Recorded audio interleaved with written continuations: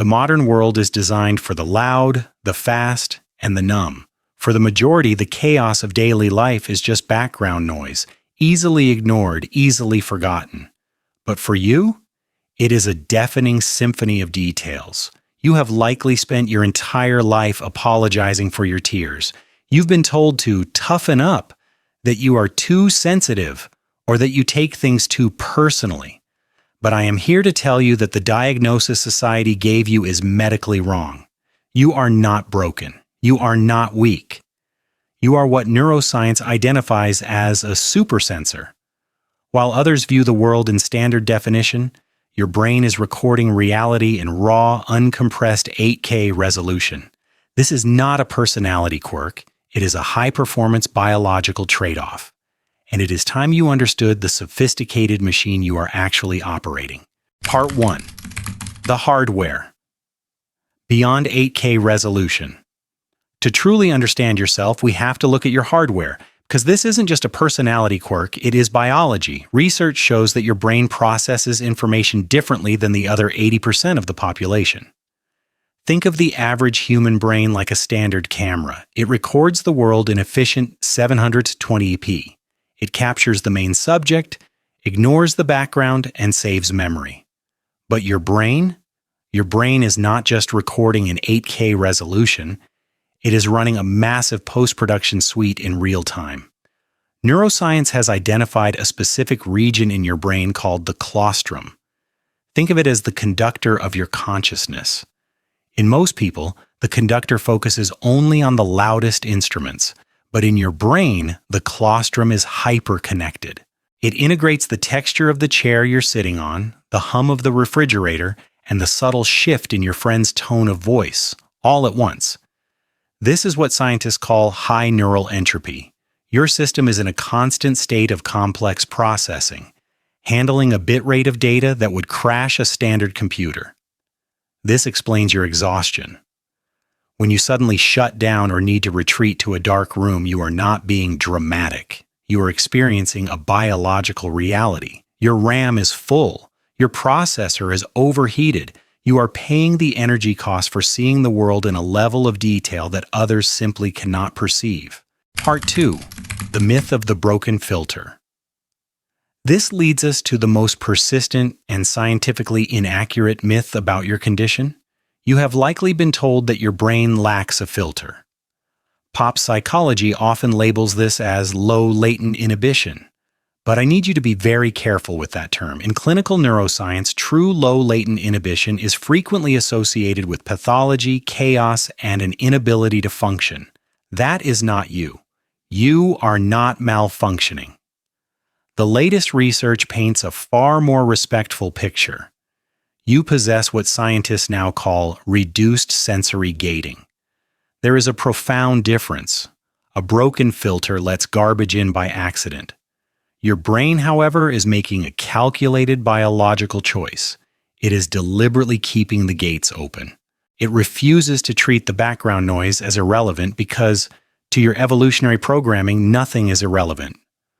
While the average brain automates 90% of reality to save energy, your brain perceives the subtle flicker of a micro-expression, the change in barometric pressure, or the tension in a room before a word is spoken.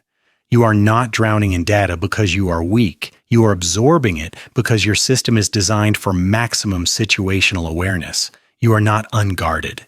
You are the most informed person in the room. Part 3. The physics of empathy. This brings us to the feature that defines your existence and often your pain.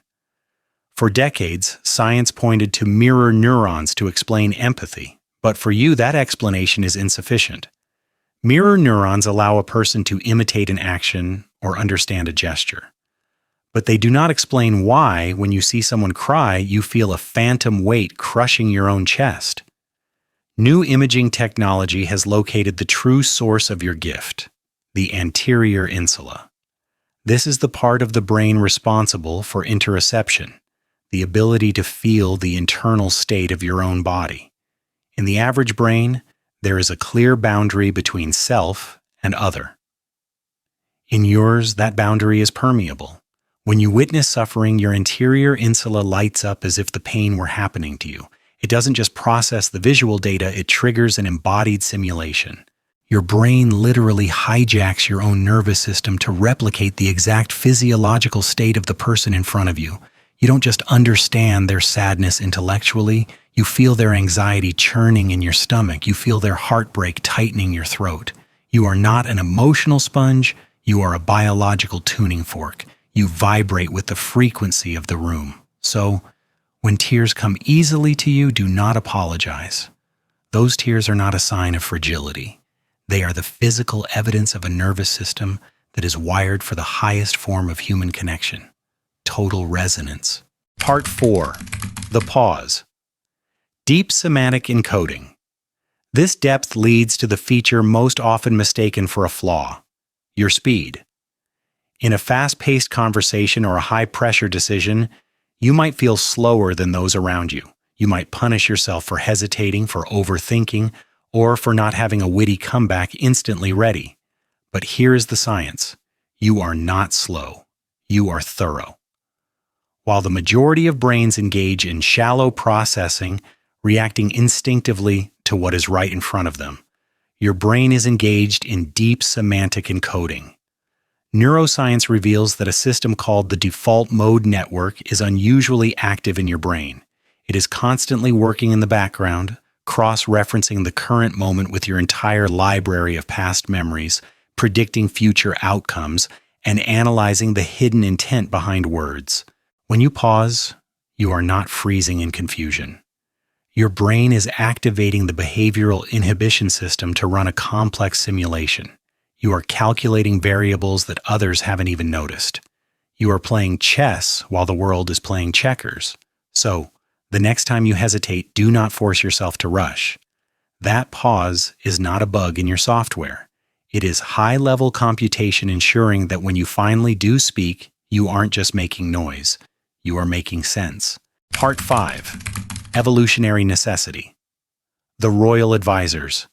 Now you might be asking, if this sensitivity makes life so exhausting, why did nature keep it? Why didn't natural selection, which is ruthless in eliminating weakness, scrub this trait from the gene pool thousands of years ago? The answer lies in a concept called frequency-dependent selection.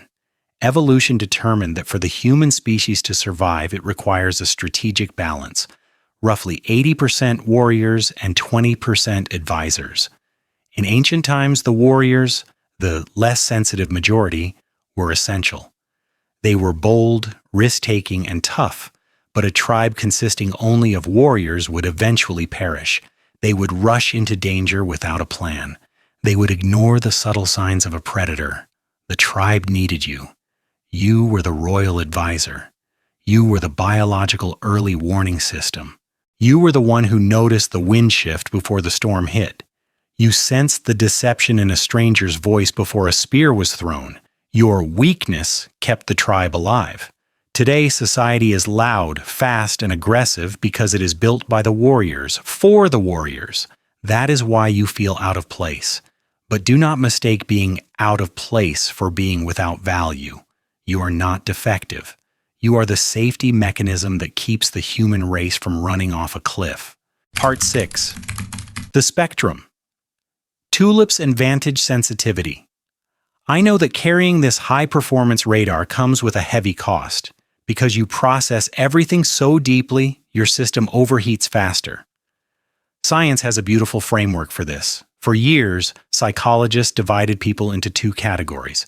The majority are dandelions, resilient, hardy, able to grow in a crack in the sidewalk. They survive anywhere, but they don't change much. Then there is you. You are the orchid. If you try to grow in a harsh, noisy, or toxic environment, you will wither. You will struggle far more than the dandelions, and for years you have blamed yourself for not being one of them. But modern research has updated this model to include a middle ground, the tulips, representing about 40% of people who fall somewhere in between. Yet for the true orchids, there is a hidden superpower called vantage sensitivity. This is the data point that changes everything. Studies show that while you are more damaged by bad environments, you are disproportionately enhanced by good ones. When an orchid is placed in the greenhouse, the right environment, with the right people and the right quiet, it doesn't just survive. It blooms with a complexity and brilliance that a dandelion can never biologically achieve. You don't need to toughen up to survive the sidewalk. You need to stop apologizing for your needs and start moving yourself to the greenhouse. When you curate your life to support your sensitivity, you don't just catch up to the world, you surpass it. Part 7. The Digital Ghost and Conclusion. This brings us to the final piece of the puzzle, your digital existence. You might be the person who logs on, watches, reads everything, but rarely posts. To the algorithm, you are a ghost. To your friends, you might seem distant, but psychology suggests this silence isn't empty, it is strategic. The modern internet is a fire hose of unprocessed emotion. For a supersensor, a social media feed is not just pictures. It is a chaotic stream of microaggressions, validation seeking, and conflict. Research calls this digital sensory overload. While others can scroll numbly, your brain's anterior insula is firing rapidly, simulating the stress of strangers. Engaging, posting, arguing, performing requires an emotional tax you cannot afford to pay. So when you choose to be a ghost, you are not hiding out of fear. You are engaging in neuroconservation. You are instinctively protecting your limited energy for the things and the people that actually matter in the real world. So here is the prescription. Stop trying to install a tougher filter. Stop trying to be a dandelion. You cannot change your biology, and frankly, you shouldn't want to. The world has enough numbness. It has enough warriors rushing into battle without a plan. What we need, what the human tribe desperately needs right now, is you. We need your 8K vision. We need your pause. We need the royal advisors who can feel the storm coming before the sky turns gray. Protect your gift. Build your boundaries. Honor your need for silence. And the next time someone tells you that you are too sensitive, take a breath, smile internally, and remember the truth. You do not have a defect. You just have a better radar.